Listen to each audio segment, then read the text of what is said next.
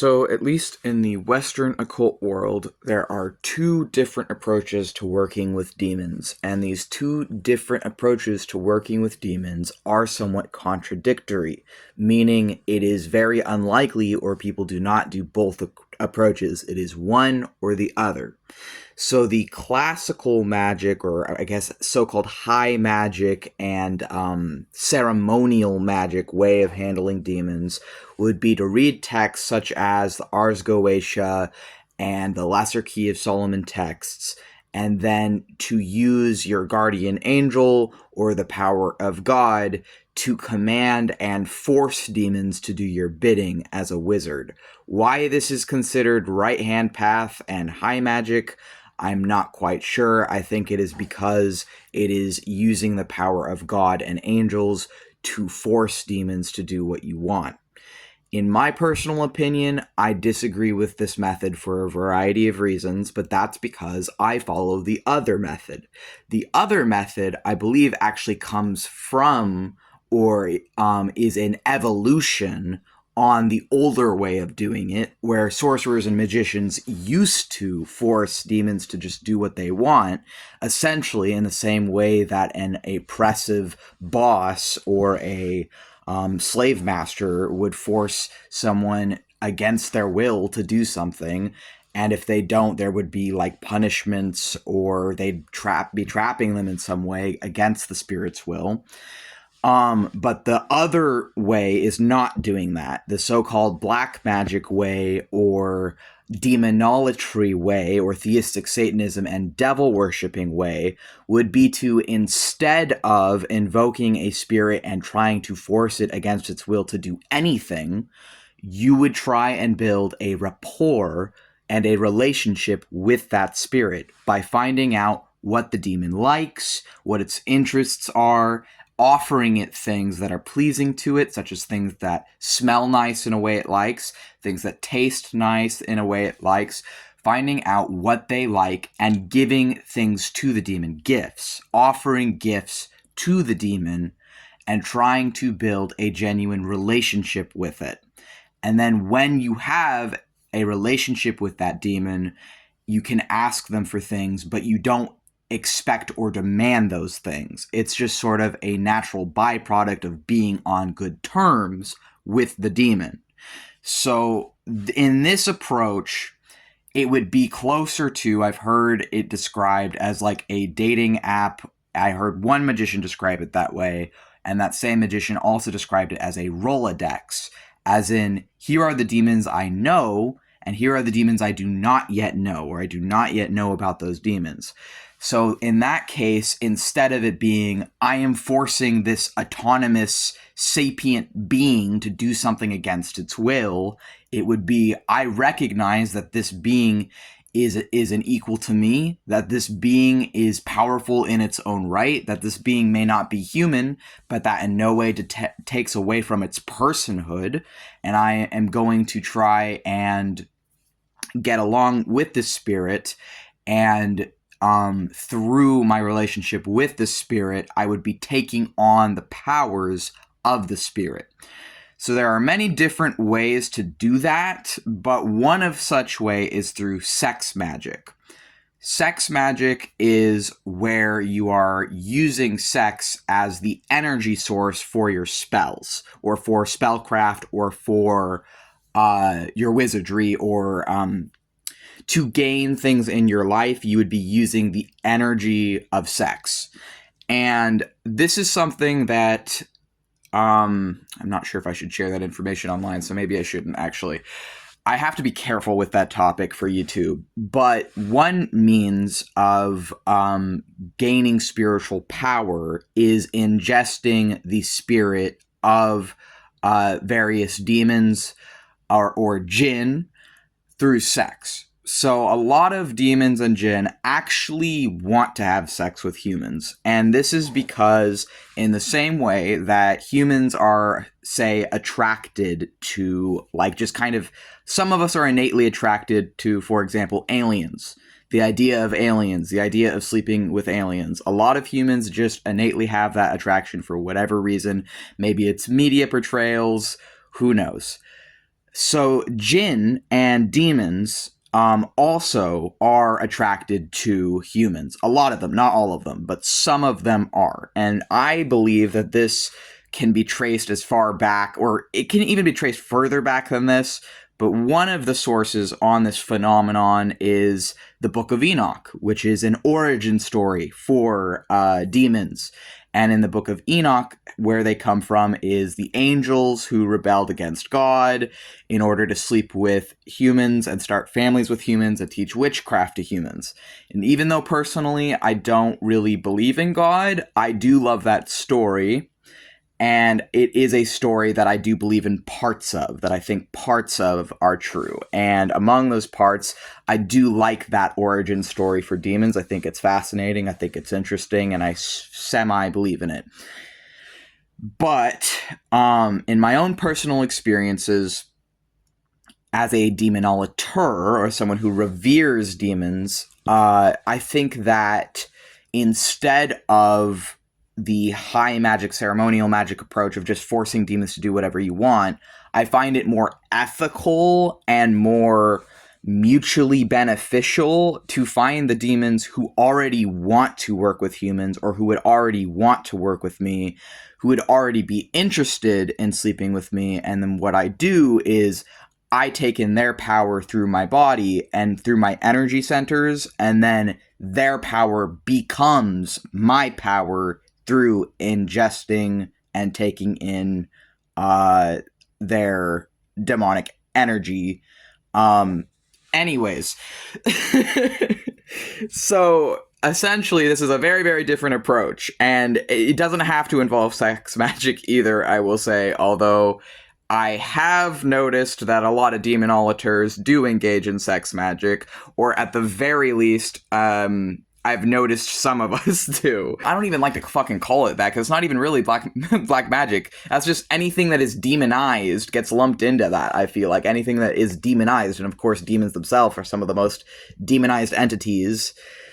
And I personally think it's very undeserved. Like, am I gonna be out here saying that, like, demons are just like humans? No, they're not just like humans. They're definitely their own people. They're their own beings. They have their own customs and their own way of life, and they're not humans, but they still exist, and I'm not gonna, like, be forcing them to do my bidding, and I'm not gonna be forcing them to do anything, even if that means that I'm not maybe, getting results as quick as a ceremonial magician might. I find it more ethical to just be on good terms with whatever demons that I'm engaged with, and to make sure that everything I'm doing with those demons is fully consensual, and that any powers or things that I'm getting in my life, or benefits that I'm getting in my life from those demons, would be fully consensual on their part.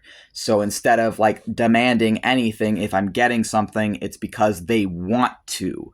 It's because they want to do it, rather than trying to force something to do something against its will. Because I think I don't agree with that at all, personally.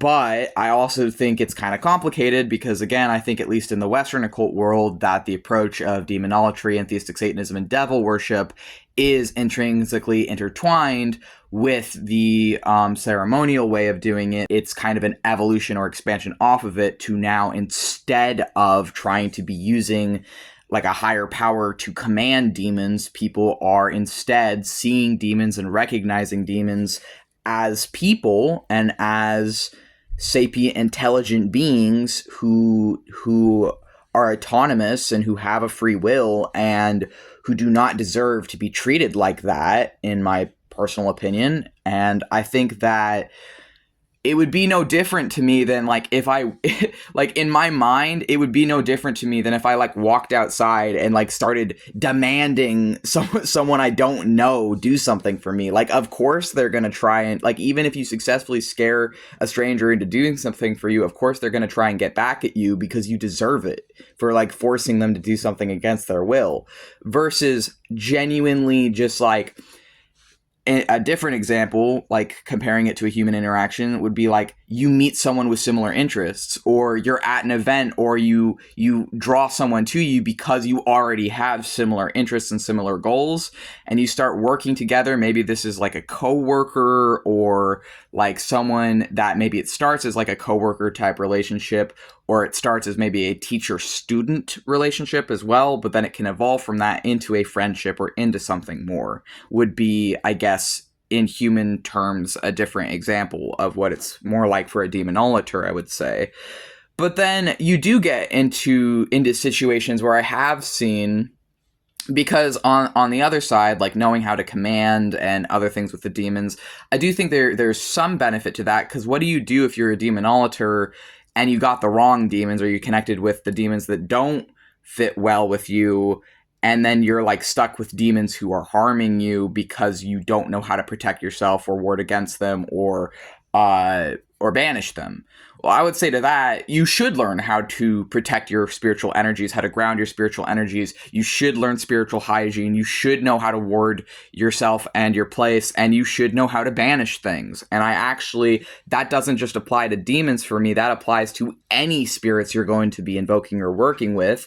I think that you should know how to practice good spiritual hygiene, and how to protect yourself, and how to banish spirits. And if you don't, I would say don't even work with demons. Like, I don't personally think that's safe, because in my opinion, spiritual psychosis is when spirituality becomes either self-destructive, or outwardly you are harming the people you care about. And I emphasize, you're harming the people you care about, or the people around you that matter to you, or you're harming yourself, in my opinion, is when it crosses the line from... When it crosses that line is when you need to probably be concerned. Because yes, there are demons who can cause various different effects in your life that you might not want. And there are demons who are kind of notorious for having certain energetic effects in your life.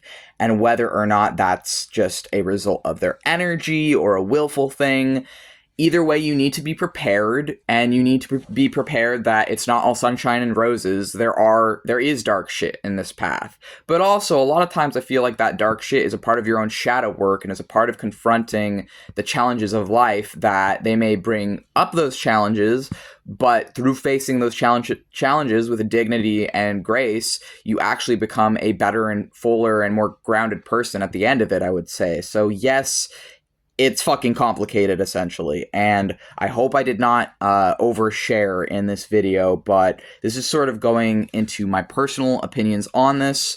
I definitely do not personally agree with sorcerers who I guess would be more the ceremonial magicians, or the type of ceremonial magicians who would just be forcing demons to do things, as I don't agree with the idea of forcing an entity to do something against their will by threat of violence, or by threat of God or angels or whatever else they're using for that.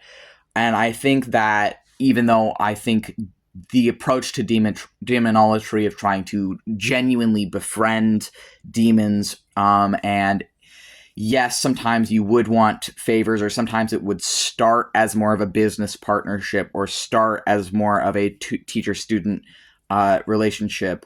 I do think it can evolve from that into genuine friendships and genuine romantic partnerships as well. But of course, it depends on who you're working with. It depends on what kind of a relationship you have. I will say personally, I've found that quite a lot of chthonic and demonic entities appear, at least to me, to want to be friends, and to want to have genuine companionship and even romantic partnership with witches. And I think when you're able to have that and maintain that, I think it can be a beautiful thing. Advice that I got just before I woke up and made this video, because an anonymous voice spoke to me and I wrote down what it said, and this was just before I woke up, and this video is the first thing that I'm making today. But the anonymous voice told me before I woke up about the topic of this video ceremonial magicians should not treat demons as slaves, but you shouldn't let demons just do whatever they want either. There needs to be a balance, and you need to find that balance. I suspect this anonymous voice might have been Bezaliel, but I'm not sure because I do remember there was moments of lucidity in my dream where I wanted to connect to Bezaliel, which is why I think the anonymous voice could have been from Bezaliel. But I think this is in reference to I actually see demons and spirits in general so highly that I genuinely struggle sometimes to set boundaries with demons. Like, I struggle to tell them no, or I struggle to set boundaries, and I struggle to say that they shouldn't do things with me or to me because of how much I love and respect and revere my demons and my spirits. So I think that this anonymous voice was telling me that yes, whereas it isn't good if a ceremonial magician treats a demon as a slave, it's also not good to just let demons do whatever they want either. Like, there does need to be a balance, and I probably do need to work on my boundaries because I do genuinely struggle with telling my spirits no or that sort of a thing, or with conflicts there, because I just care about them so deeply, and I don't want to be one of those sorcerers who's just like imposing my will over my spirits like that. Like, I don't want to fucking be that guy, you know? Like, I don't want to be a jerk to my spirits. But at the same time, there does need to be a balance, and I do agree with the anonymous voice in my dreams this morning on that.